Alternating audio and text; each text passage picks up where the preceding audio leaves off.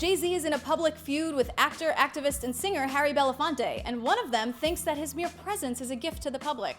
It's Jay-Z. Jay-Z thinks that. Hey, I'm Gillian on Buzz60. All right, let me bring you up to speed. If you don't know who Harry Belafonte is, I have one word for you: Beetlejuice. Jump in the line, rock your body on time. Okay, I believe you. But more than just providing the soundtrack to two of the most fun movie scenes ever, he's also a very vocal activist and was quoted last year as being disappointed in high-profile celebrities who he feels turn their back on social responsibility, namely Jay-Z and Beyonce. So how did Jay-Z respond? Well, first he called Harry Belafonte out in a track on Magna Carta Holy Grail. And then Jay-Z said this in an interview he posted on his website. It's gonna sound arrogant, but my presence is charity, just who I am, just like Obama's is. Obama provides hope. Wow. Okay, well, let me respond by quoting Jay-Z from earlier in that same interview. Like, this is